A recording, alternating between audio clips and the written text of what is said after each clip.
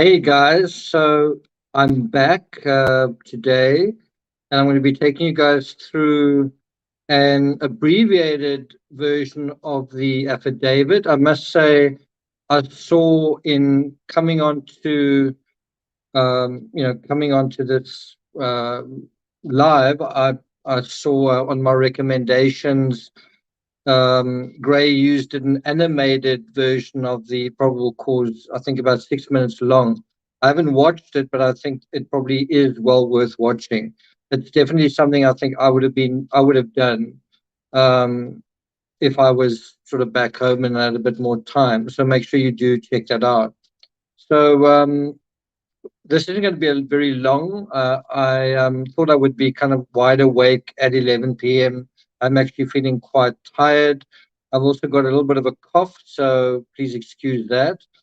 By the way, who wants to see Timmy? I don't know if you guys noticed in the previous video, he was actually right behind me, but now I can sort of show you guys exactly where he is. Does anyone want to see where Timmy is? Yvonne, good to see you. Lourdes, good to see you. Stephanie, Brian, good to see you as well. Gina, okay. So Timmy is on the bed right behind me. Let's see if I can just do that. Can you see him there?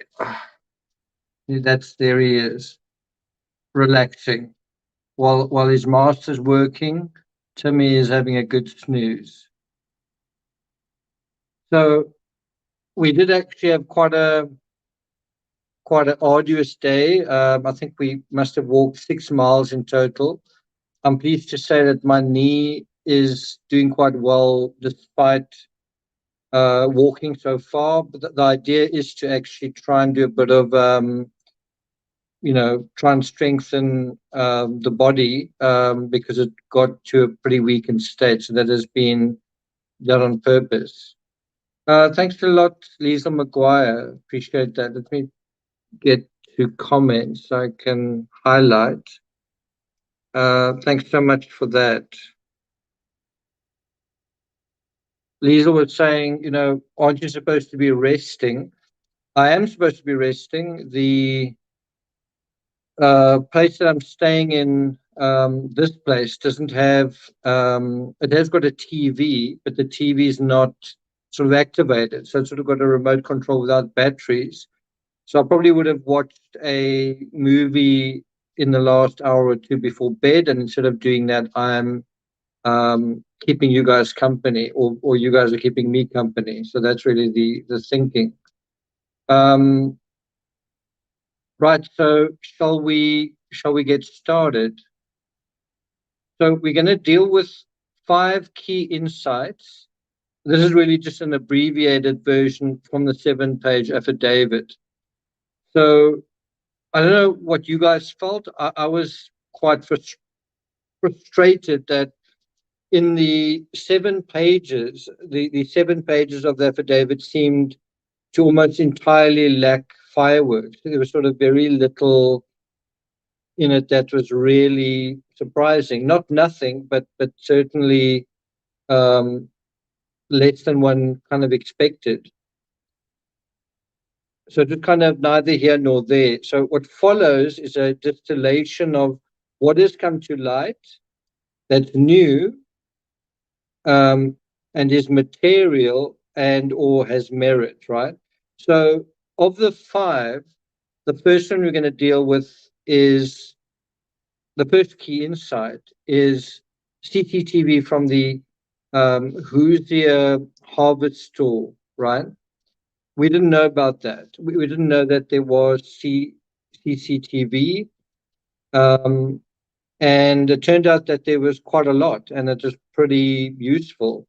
The interesting thing about that CCTV is it exposes what appears to be double misdirection, right?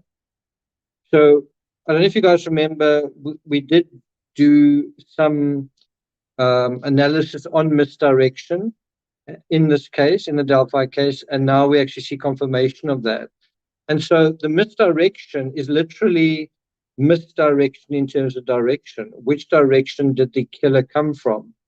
And it feels like, if it was Richard Allen, that he was trying to make it appear that if anyone saw him while he was coming from the north, that he was someone who approached the park from the north and left from the north. And so he either wasn't from Delphi or he lived on the sort of north side of Delphi. Certainly not just south, which is where he did live, right? That's misdirection. So I think you'll agree with me that CCTV was a surprise, and we have to assume the Delphi cops had it all along, right? We've got to assume, because that kind of thing gets deleted after 24 hours typically.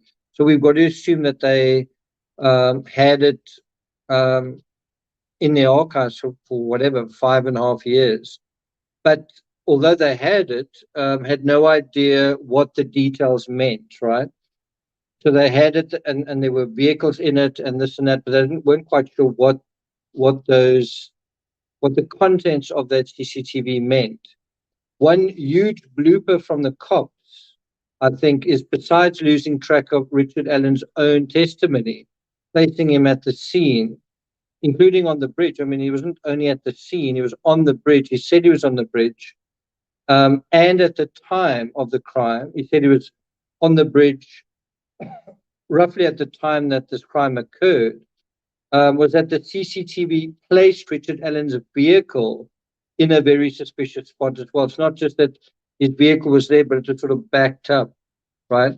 There are quite a few true crime cases where vehicles back up.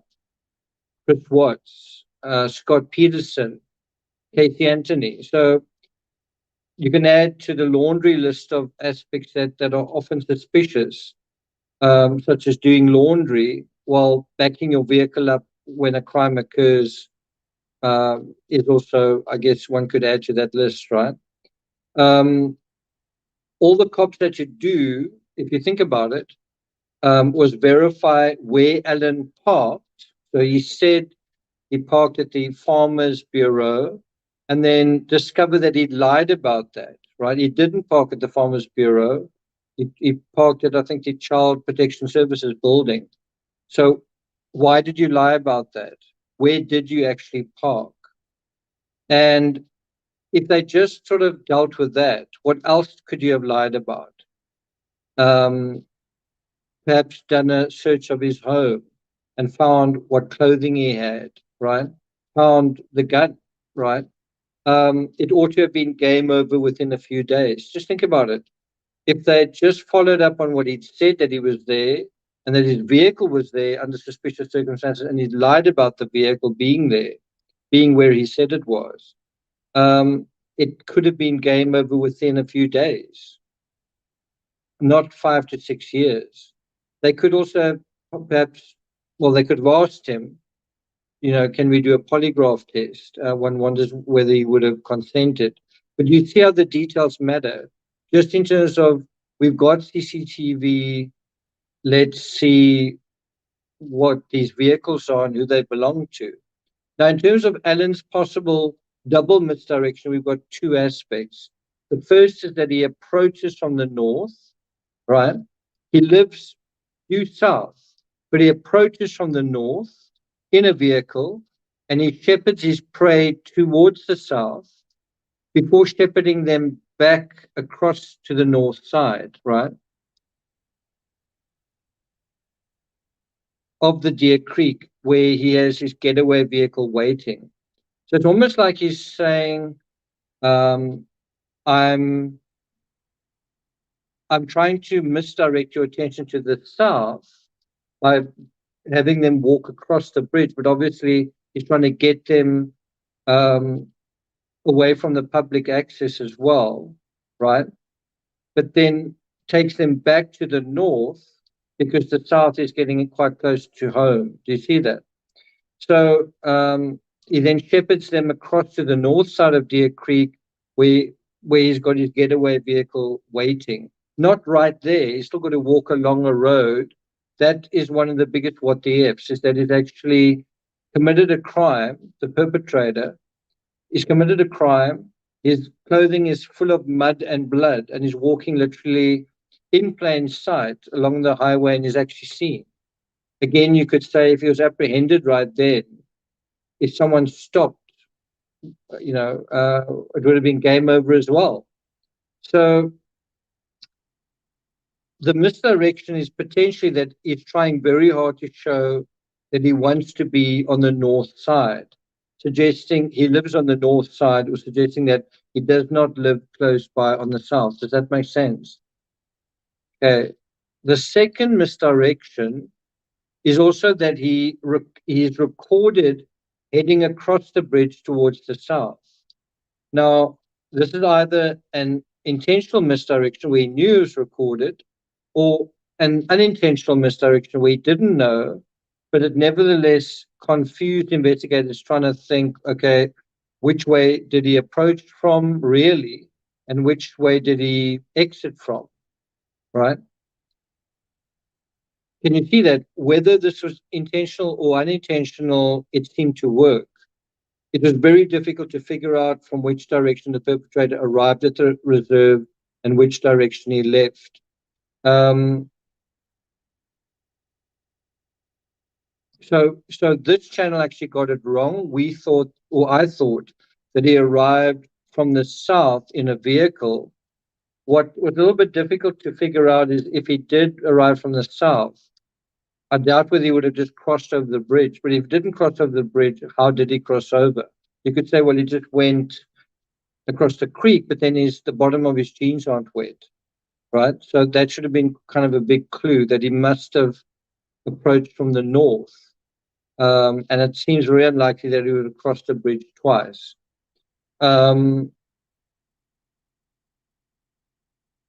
But what we were right about, certainly what I was right about, was that the likelihood that he used a vehicle we thought was quite high.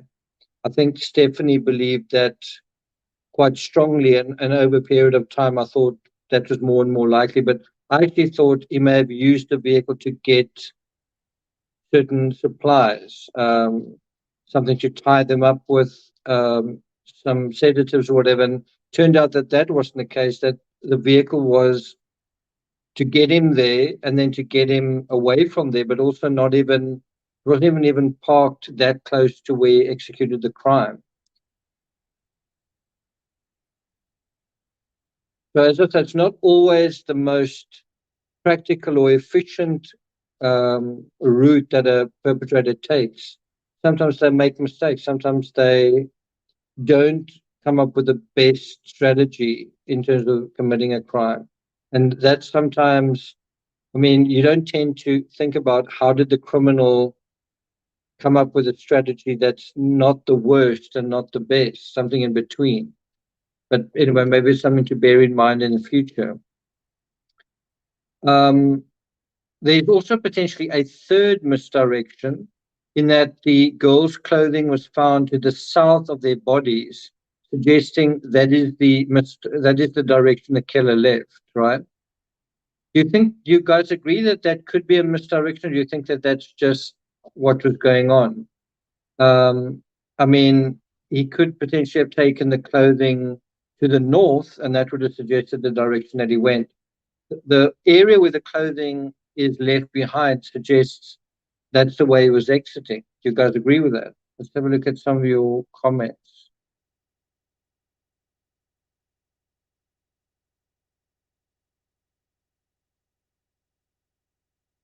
Okay. So from the affidavit, it says victim 1 and 2's deaths were ruled as homicides.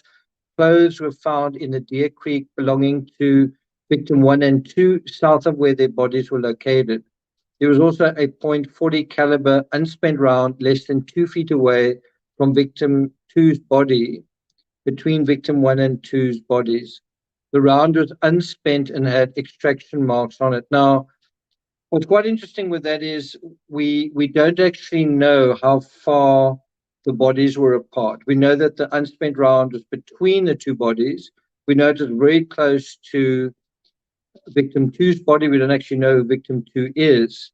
The other thing that is not clarified here is whether any of the clothing was taken as a souvenir. I know many of us have assumed that. They don't say anything about what state the clothing was found in. Was the clothing torn? Was the clothing cut?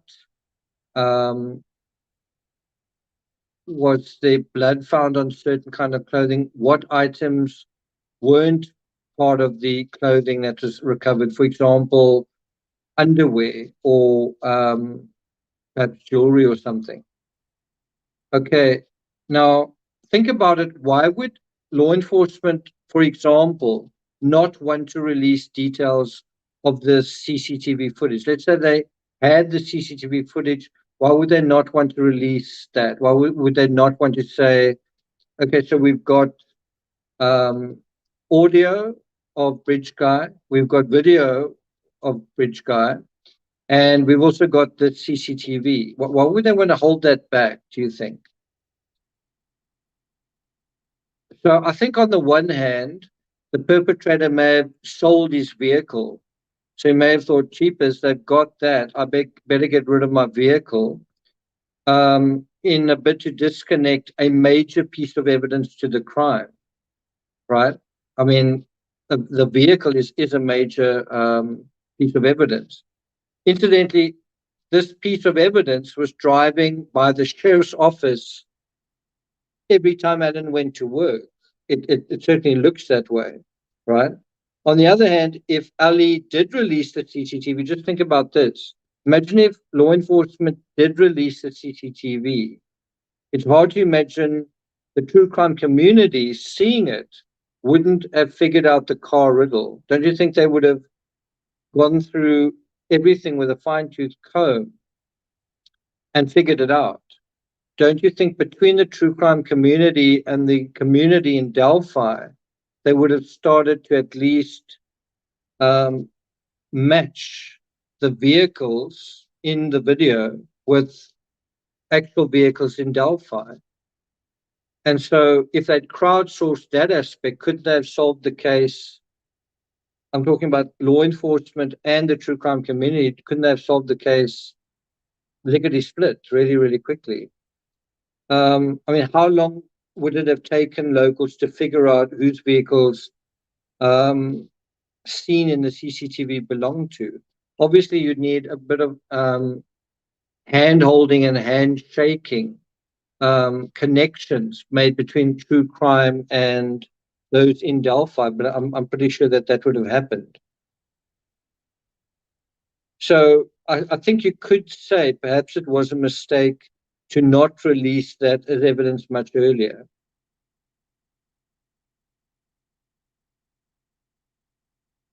Of course, they didn't know, and I think this is a big part of the problem.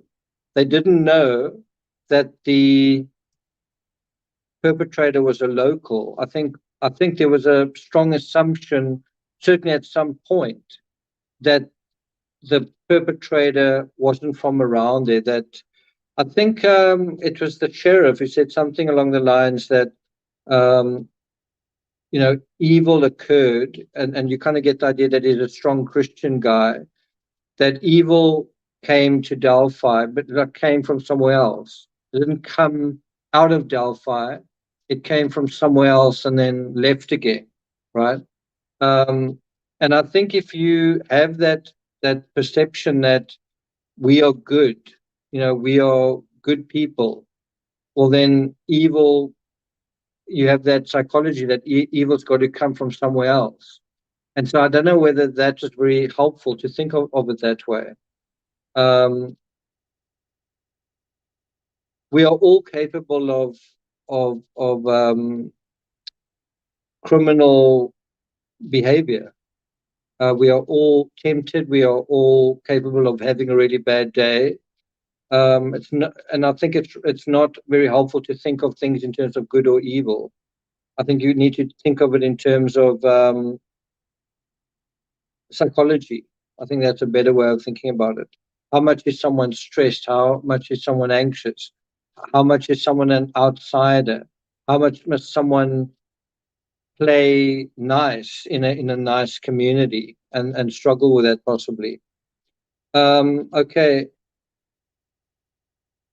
So that brings us to number 2. Alan apparently used a gun to control both victims. That's insight number 2.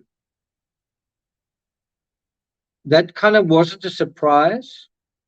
What was kind of a surprise was that the gun wasn't gotten rid of. Like, do you remember in the weeks before this crime came to a head, they were searching another river, and a lot of us speculated were they searching that river for a firearm.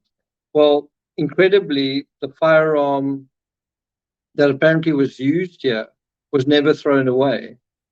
And you kind of get the idea that someone was living so much in plain sight that everything was in plain sight. His vehicle was in plain sight. His clothing was not disposed of.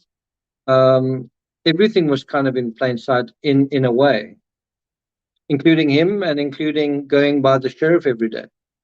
Anyway, so here's another snippet from the affidavit. The video recovered from victim two's phone shows victim one walking. Okay, so that identifies them. Victim two is Libby, because victim two's phone shows victim one, Abby, walking southeast on the Manon High Bridge while a male subject wearing a dark jacket and jeans walks behind her. As the male subject approaches victim 1 and 2, one of the victims mentions gun. Near the end of the video, a male is seen and heard telling the girls, guys, down the hill. The girls then begin to proceed down the hill and the video ends. A still photograph taken from the video and the guys down the hill audio was subsequently released to the public to assist investigators in identifying the male. So what do you guys think? Did the perpetrator hear one of the girls mention gun? It would seem like he didn't. It would seem like it was said softly but recorded. And that is kind of perhaps one of the biggest assets in terms of what Libby recorded, because it really gave us an idea of how the crime was to some extent controlled and how they were manipulated, right? A 6-hour, apparently, according to this affidavit, links Richard Allen potentially to the crime scene. We've been talking in a lot of our analysis, what is this thing that is linking Richard Allen? Like, how did they link Richard Allen to the crime? Well, the answer seems to be, number one, a Sig Sauer, where the bullet, certainly the size of the bullet, the cartridge, the size of the bullet matches the gun, right, the firearm. So that's the first thing. Then I guess the ballistics to some extent match, because there was some scratching, I think, when it was removed, which I think is a little bit iffy if you're going to make, it's not a fired round, it's just it's an unfired round. But it certainly is the same size for a specific firearm, which is definitely quite interesting. Thanks a lot.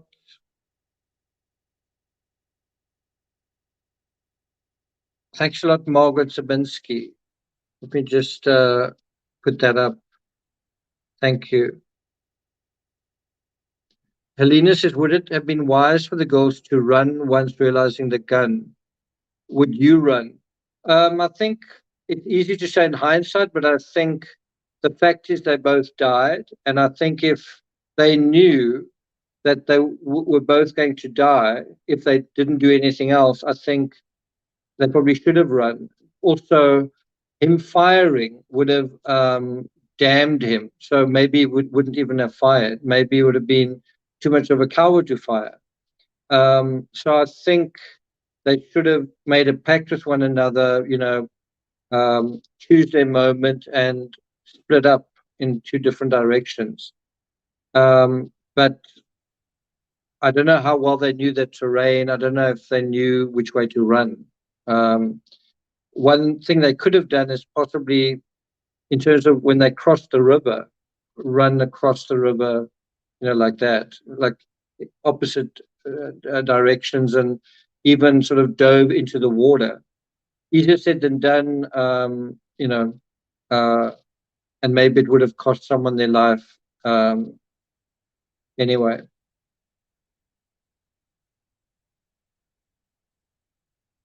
The other thing that I think you could say potentially links Richard Allen to the crime scene is his vehicle. That's the other thing that literally is a potential link. I think you could even add that there are a few other things as well. The clothing that they found at his home is a match for, incredibly, the fact that this clothing wasn't thrown away, wasn't destroyed, is still hanging in his home. Pretty incredible. The specific kind of jacket, blue jacket that he was wearing, I guess the boots as well. But the main thing here really is the gun. The gun links to the bullet, and they've made quite a big deal in the affidavit about the fact that he couldn't explain how it got there. And, even if he'd offered a pathetic explanation, that would in a way be better than no explanation. Even if it said, you know what, my gun did go missing for a while, and I thought my daughter took it or whatever. That would be something that would muddy the situation. But to acknowledge that he couldn't explain it is potentially one of his biggest problems in terms of the legal aspect.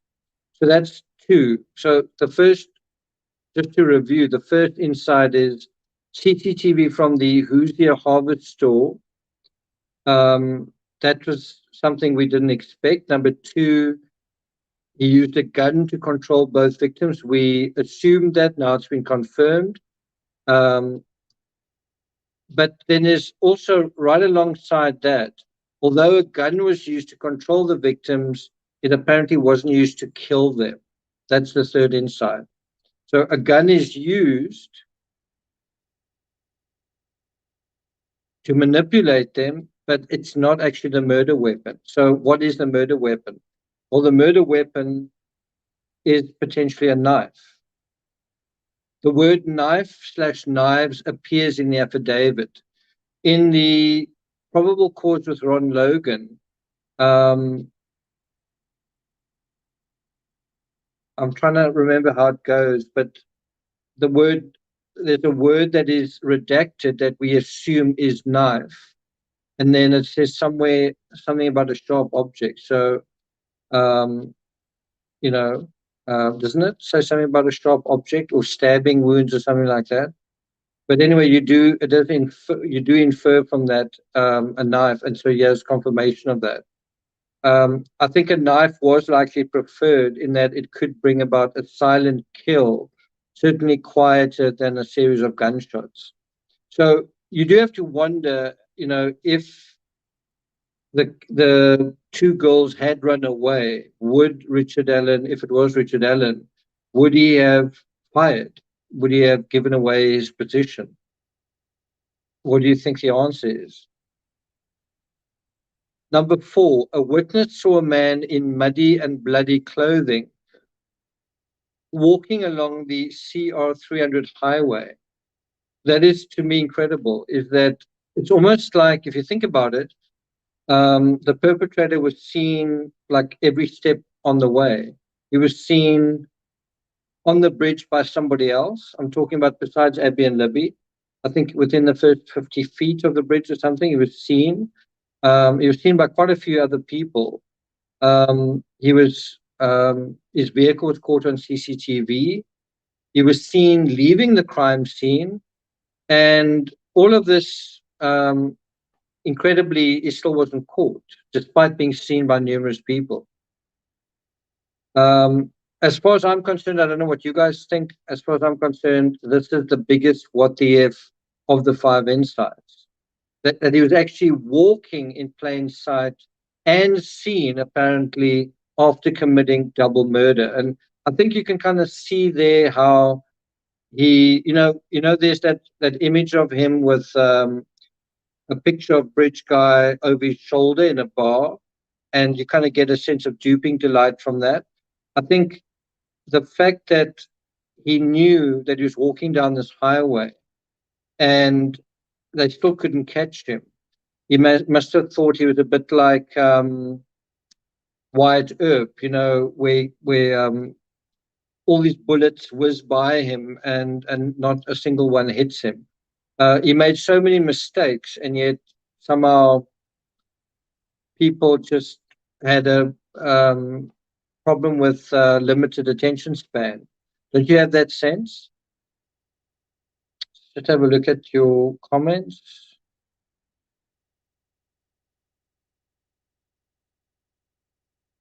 Yeah, the fact that he was a pharmacist may have helped him.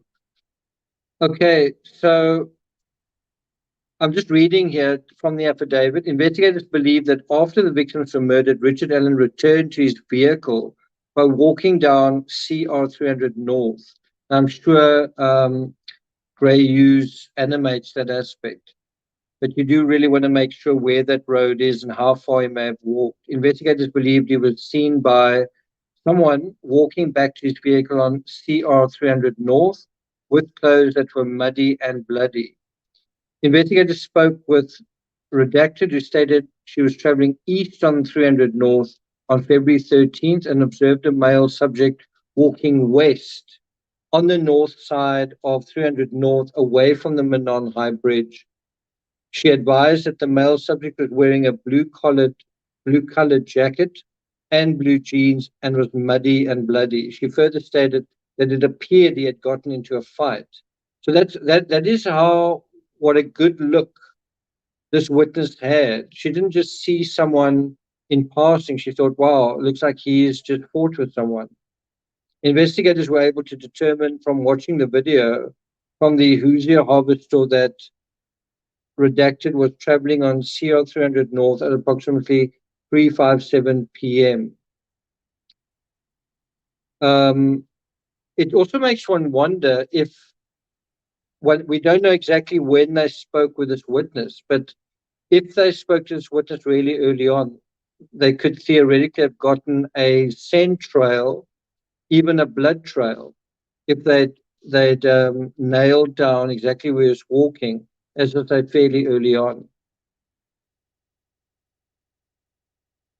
One wonders why scent dogs couldn't have been used to follow trails, and I think the answer is because the searchers contaminated the scene. I think that's the reason. So it was obvious that it was so obvious that he'd committed murder.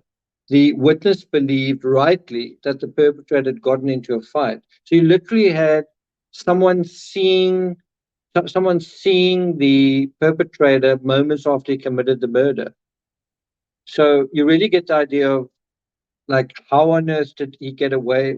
Did he get away with it for so long when he was seen before, during, in terms of the video that Libby took, and after? How on earth did he get away with it?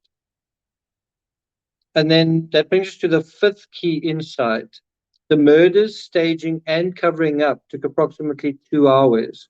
So that final timestamp, 3:57 p.m., gives us an idea that from beginning to end, the crime took roughly 1 hour, 45 minutes to execute. That's actually quite a long time. What is the perpetrator doing with the victims, excuse me, for well over an hour?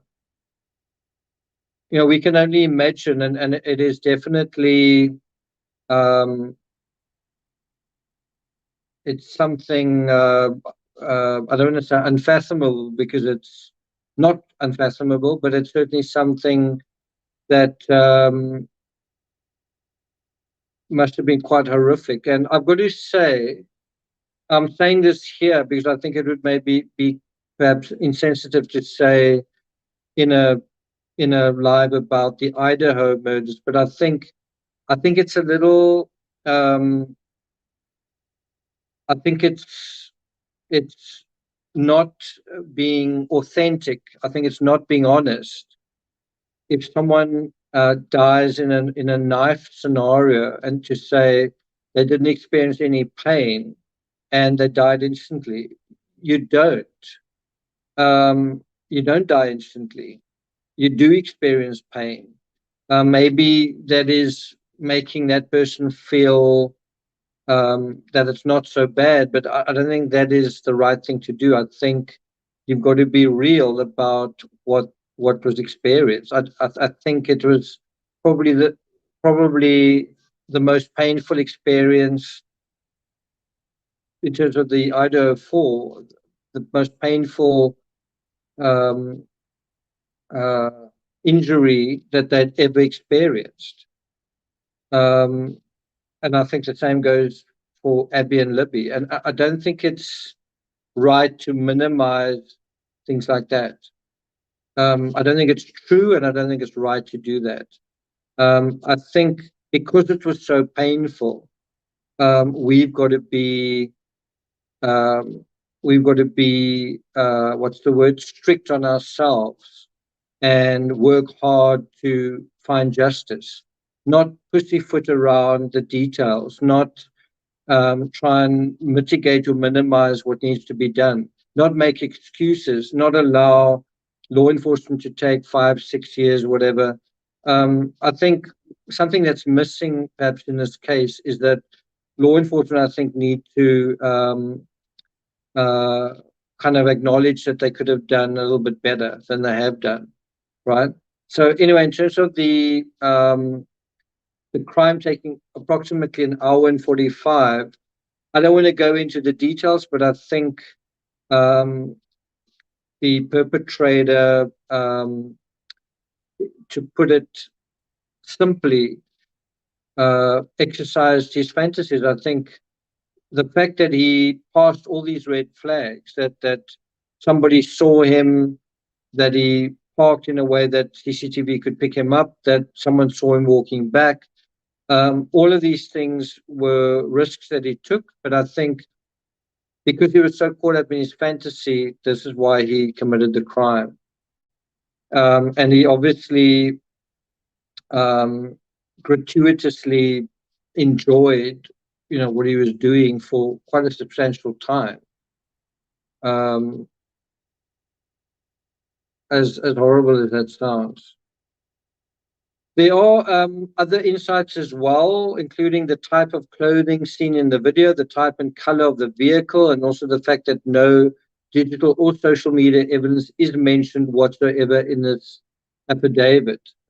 I mean, think about the run up to all of this. There was also talk that they don't want to release the affidavit because they think that someone else could be involved as well. There's no mention of that at all in the affidavit.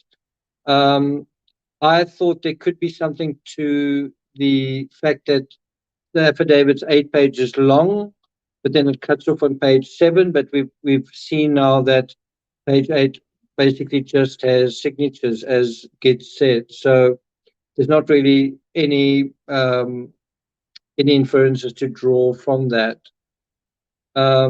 We also know that Kathy Allen was aware of Allen's clothing and the weapons he owned. If Allen was living in plain sight and confident he could get away with murder, maybe that confidence started with deceiving his own wife. Don't you get that idea? And then I think the last thing I want to say here is in recent footage of Allen arriving at court, you really get a real sense of just how short he is. You see him surrounded by other male officers, and he really is a lot shorter than the other guys. And don't you think it's likely that he was suffering from a kind of short man syndrome? Don't you get that sense? And this crime was a way of dealing with a personal sense of feeling emasculated by society or feeling not very powerful. This was his way of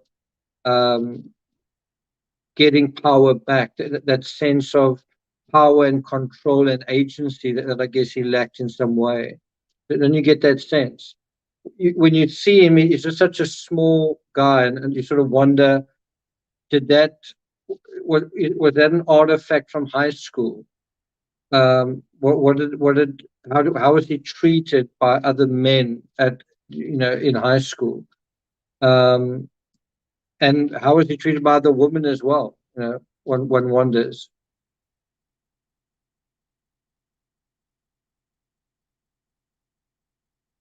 And so that is my spiel.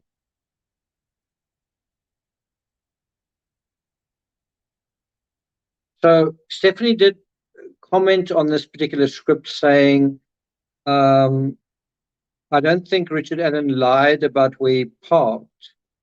Um, I think he did lie. I think he did lie about that, but they just didn't really pay attention to those details. And if you lie about that, aren't you lying about something else? Well, didn't it turn out that he had, right? And it does seem like just in that he was quite a convincing liar, that he lied in a easy way and in a way that was quite convincing. Um, Stephanie also mentioned, isn't there supposed to be another person in the story? Well, that's the question. Is there another person in the story or not? It seems like the probable cause affidavit is somewhat limited. It's not the whole story, but it does seem like there's a certain amount missing from the probable cause affidavit, put it that way. Okay, so I'm not going to take it further than that. I really didn't want to do this for very long. I see I'm at about 42 minutes. So I'm not really going to take it any further. I'll look at some of your comments. Um, Someone says liars suck. Um, I don't know if you guys know that today one of the members of Adventures with Purpose was supposed to have a hearing, and a YouTuber covering that basically, um, in a way, caused the hearing to be postponed. And to me, there's a bit of an analogy in that, this idea of true crime channels that think they're so clever, that think that they've got such great expertise, um, that actually end up in a way getting in the way of the legal process. You keep hearing about rumors and speculation, and law enforcement kind of being, I don't know, law enforcement having to deal with rumors and speculation. And it even comes from ex law enforcement people on YouTube, right? Rumors and speculation or even coming from ex law enforcement. You're getting ex law enforcement criticizing law enforcement. And to be honest, I don't like the idea that true crime is kind of part of the problem of crime. In other words, a crime happens and then law enforcement try and solve it, but then, especially when it's high profile, you get this huge um, deluge of all the sort of true crime channels sort of come in, and you sort of think, does nobody sort of stop and kind of say, how am I helping, or do I just want to be part of this feeding frenzy, right? Do you know what I mean? When the next case happens, is it this race to, I want to be part of covering this, but is there any kind of thoughts of, who do I need to protect? And I don't I need to approach this in a cautious and sensitive way? Someone has died, and what do I need to be aware of, instead of trying to sort of push your way in and then just start, doing your thing. Um, is that ever part of the thought process? It doesn't seem to be. And I think you could say, we make mistakes, and you could even argue that last night when the power went out here, well, how could you be so stupid to not know that? That's a little bit different to making a mistake that ends up postponing that ends up interfering with the pursuit of justice, literally the case being heard. And you kind of want to know, was that person really very apologetic? Because it just went right back to giving away membership. I sort of watched, somebody told me about it and I watched it.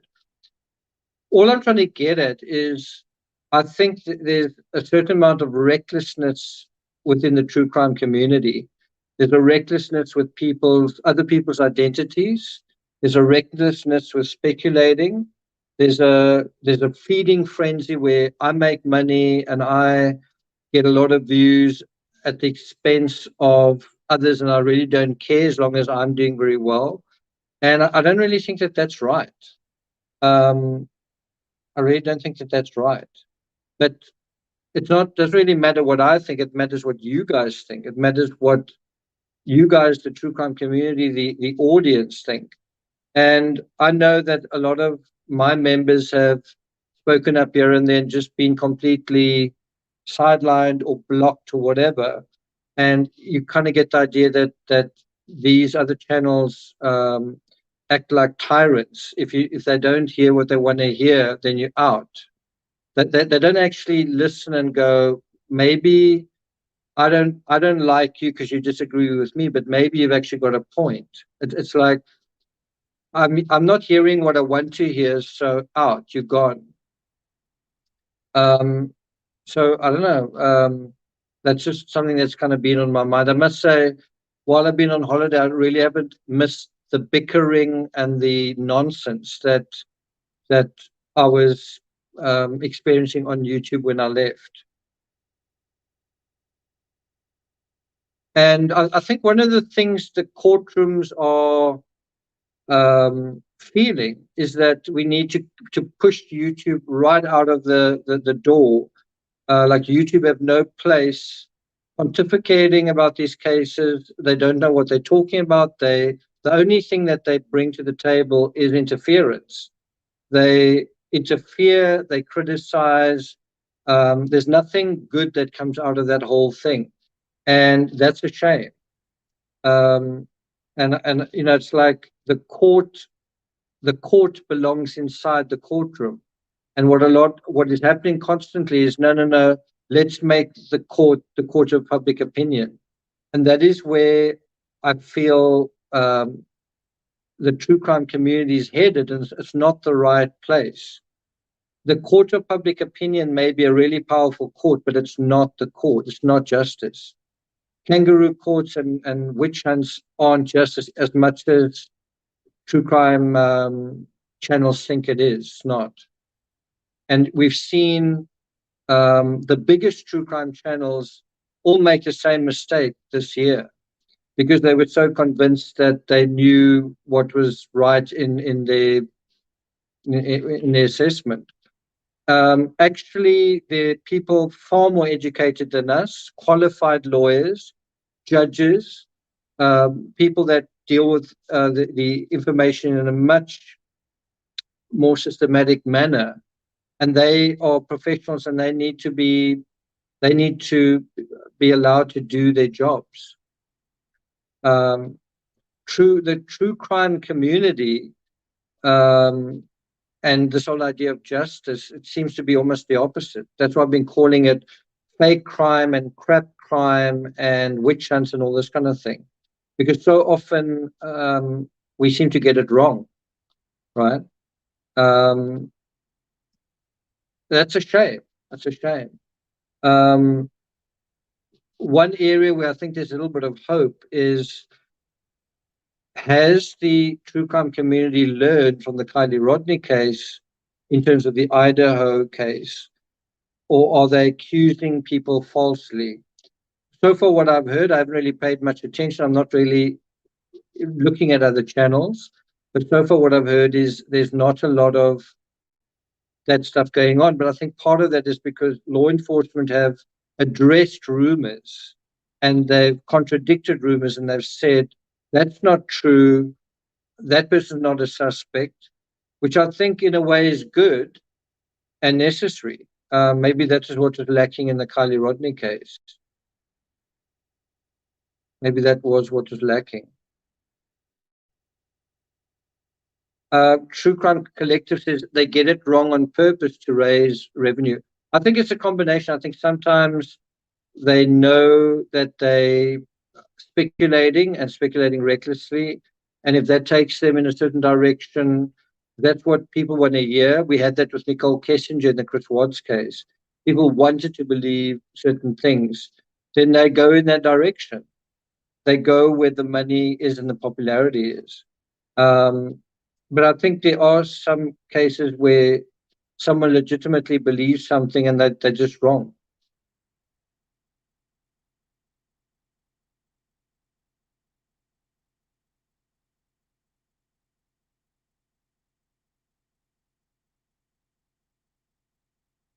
Okay, I really didn't think I was gonna be on doing kind of a rant, but there you go.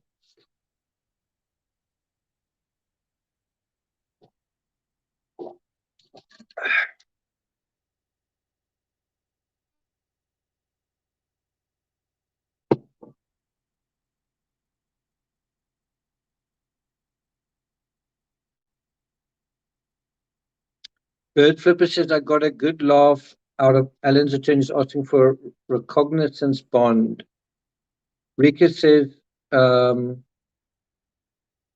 Idaho the police are taking the lead, not the college students like in Truckee. Heather Swinson says thanks Nick, great content, thanks a lot. Thanks Karen. Thanks Ozzy Gardner. Thanks Jackie, cool. Okay.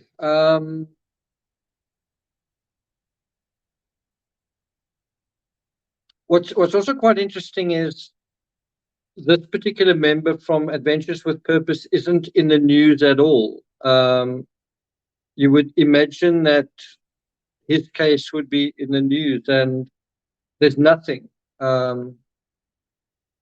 So I find that quite strange. Find that quite strange.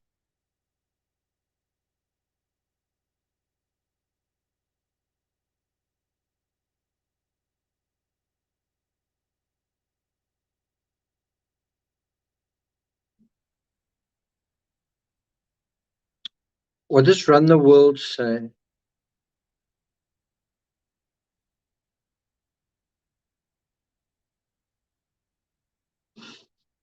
Mm. Any other comments? Let's try and sort of go down to an hour. Thanks a lot, Lainey. Thanks a lot for that. Let's just give you some credit for that. Thanks a lot.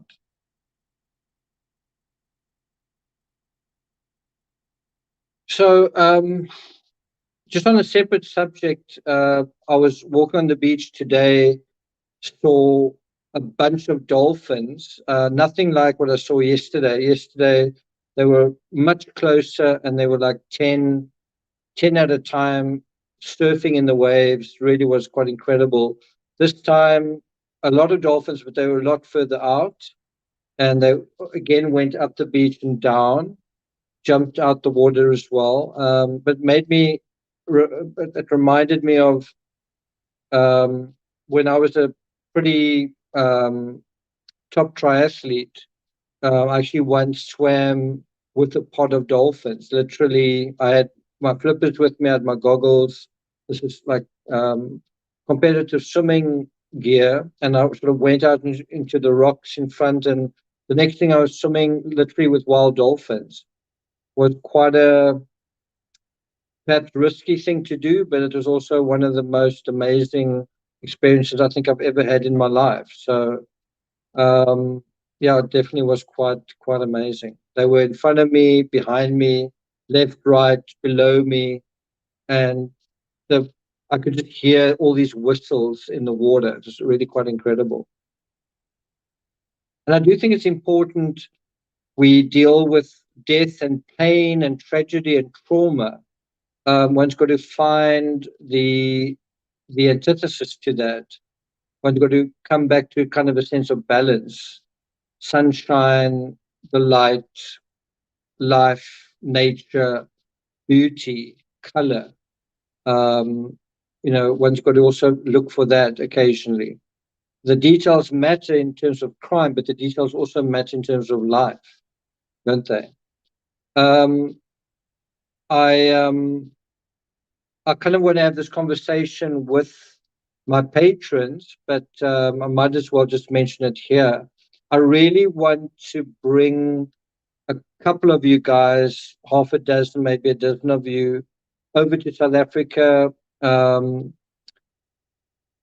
show you some of these places, these really magical places. I was thinking the end of October, early November, or late November, early December. So either um, before Thanksgiving, sort of thing, or after Thanksgiving, and we must just maybe decide what'll work. And then, a few of you guys, I think, need to decide who wants to come, and then we do a little bit of a group safari where we take a little bit of a time out as a group of us. We take a bit of a time out from crime, and we explore and we look at animals and nature. And while it's winter in America and in the UK, you can come here and enjoy some um, warm weather, away from all of that. Um, so it's just something to think about, but I want to start doing it regularly every sort of November, somewhere around November, either early November or late November. And then, have a couple of you guys um, part of the part of the holiday, right? So Koi Cat says you have to take your mods. Yeah, this is 2023. It is 2023.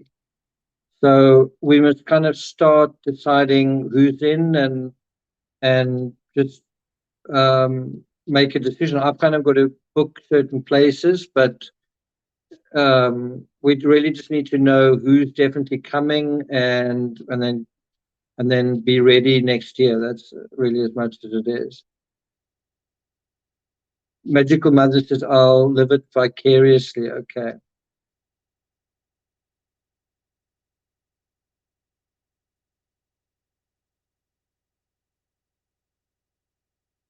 Okay, so just a quick run through those five insights in case you're late and maybe you missed it. Number one, CCTV from Hoosier Harvard store.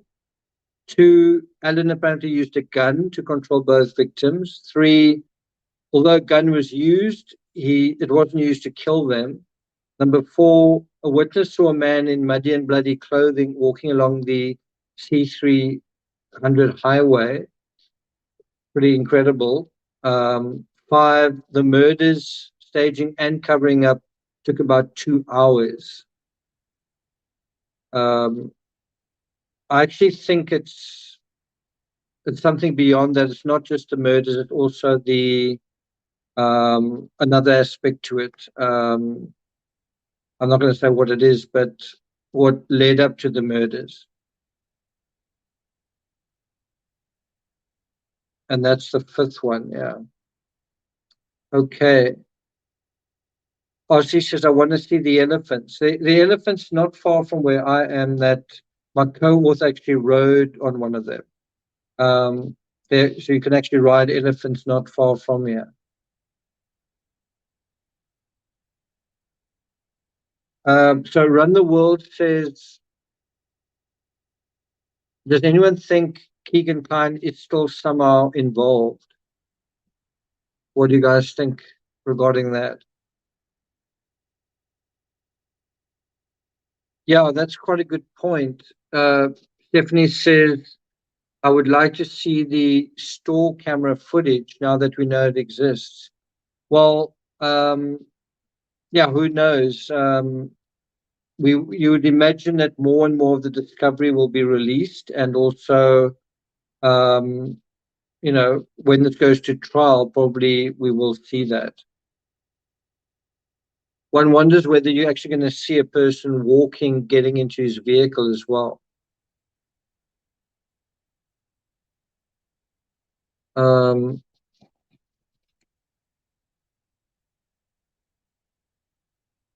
Oh, okay. Someone's been to Addo Elephant Park. Okay. Yeah, that's not that far from here. Zircon says, I do think Keegan Klein is involved. Um, I never thought he was involved in the crime, like at the crime scene. I'm not sure if Stephanie was, but I thought that he may have facilitated the virtual handshake. That's certainly what I thought. Stephanie says, not sure about Keegan Klein.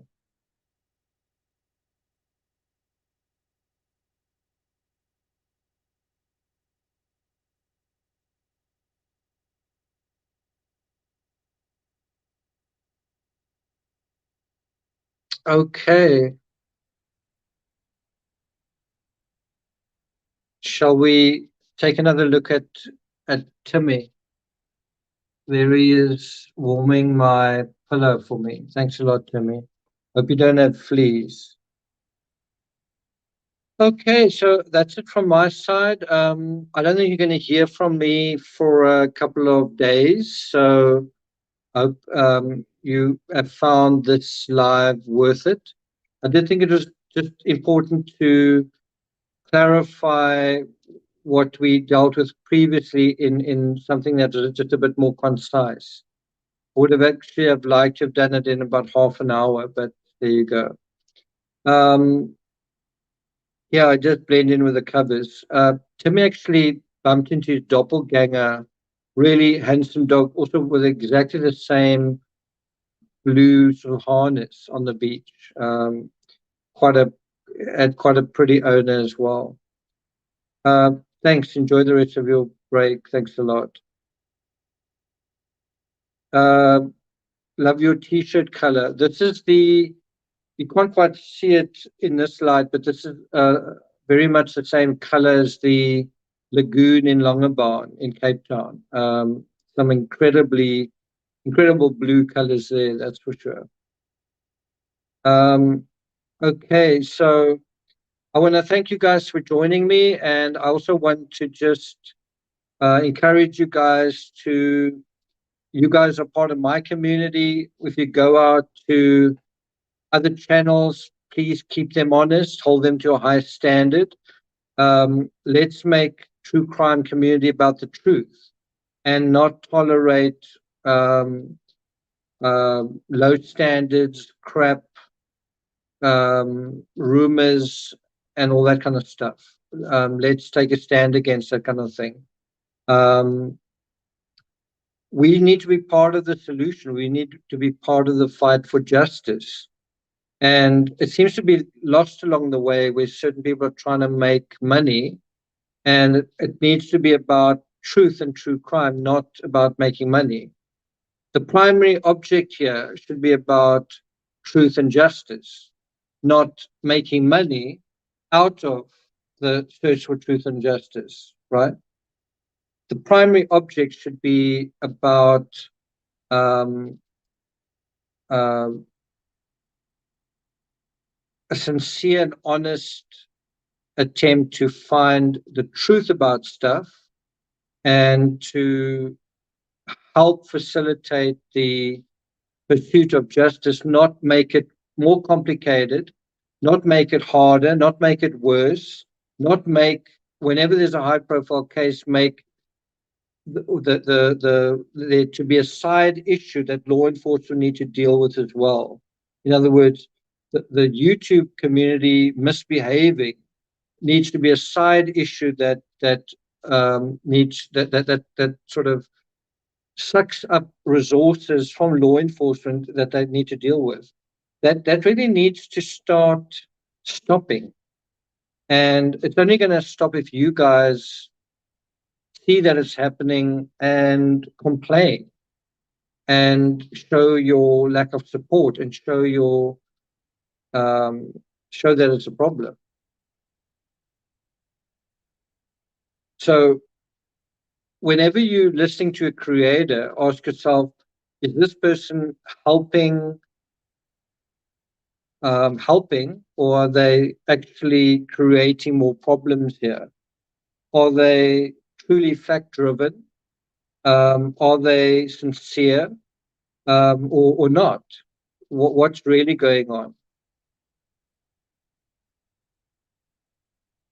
And part of that is, are they credible? What is their background? What's also their recent track record, right? What's going on? What are they basically doing? What formula have they adopted? Like, what is going on? What colors are they showing?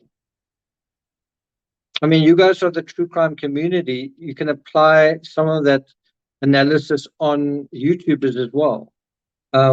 Are these people genuine, or they're opportunists? In the same way you talk about people misdirecting and manipulating, or are you being manipulated by YouTubers that are cynically using true crime and your interest in true crime to profit at the expense of the truth? My interest in true crime is actually almost through a back door. I'm interested in how we deal with reality. So I'm interested in to what extent we are in denial about reality, in denial about death, in denial about truth. To what extent we want to dress up something as worse than it really is.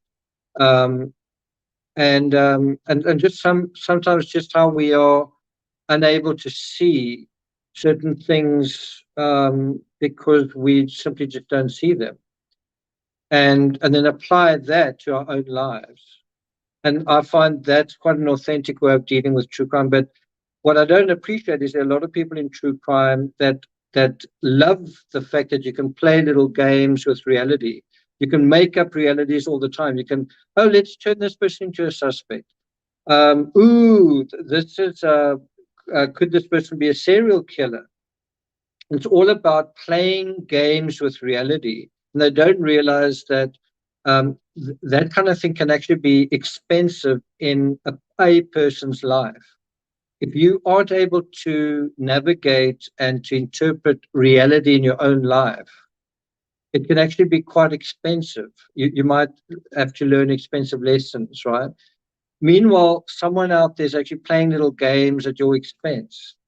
Oh, are you not really that good at dealing with reality? Well, let's play with that. Let's sensationalize things. Let's exaggerate things, and let me make money out of it while we're doing that. That's wrong. We need to learn how to be better detectives of reality, not worse. Where your gut instinct isn't always to exaggerate or sensationalize. It's actually to be somewhat serious and to know what level of perspective to come into it. If you think about Sherlock Holmes, what makes him such a precision investigator is he comes into it and he sees things for what they are. And the problem is we are surrounded by Sherlock gnomes, these folks who come around and they play games at distorting reality for their own benefit. And it really is not it's not helpful for law enforcement, for the victims, kind of for anyone except just for them. And that's why it's actually quite important that we address it. Do you guys agree that that this is an important topic?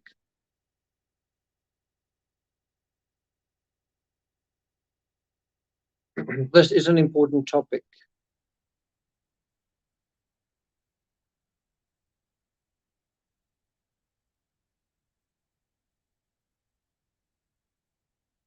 Mel Stiller says, my gut instinct is extremely inquisitive. Yeah. Yeah, it's important to keep asking questions. But it's also important to start, like to reach a point where you start to narrow your focus in terms of investigation. So in the Idaho case, I think certainly my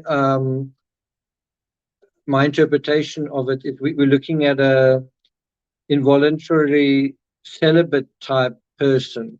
So what person that maybe not that close to the, if what they're saying is true, that they don't actually have a suspect in mind, that it's not one of their close friends, well, then it's got to be someone who is by definition kind of an outsider.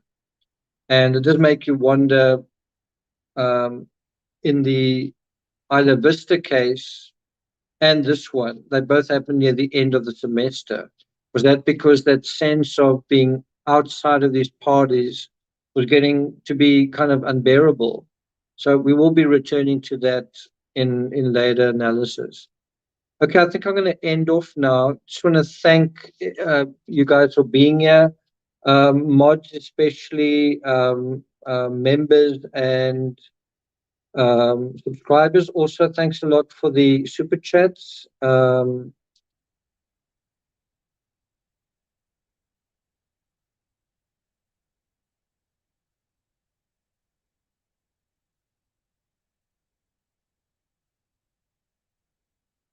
The songbird says, I think outsider watches someone from local commerce. You don't think it's a student?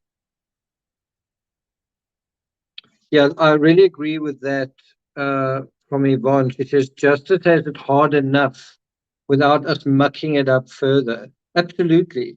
Justice is such a hard path. It's so hard and requires so much stamina without people murking it up and making it more of a confusing mess than it already is. You know, imagine a situation where the true crime community in solidarity kind of work together and try and actually solve cases in a real way. The sense I get is almost, have they sort of realized that they maybe not smart enough or good enough, or it's too hard to do, so then you just take the other route, just make it sensational and just if around. But imagine if people actually did it properly. Wouldn't that be great? Wouldn't that be something? Wouldn't that be something if law enforcement could actually turn to the true crime community and say, we need to find this out. Instead, they treat us like pariahs, which most people in the true crime community are. They're not helpful. They get in the way. They spread rumors. They speculate. It's reckless, and it's money grubbing. That's really all it is. And it would be nice if the true crime community was just more respectable. It's only going to get more respectable if you guys hold them to a high standard. You guys talking to other people who then take that on, and it grows and grows and grows.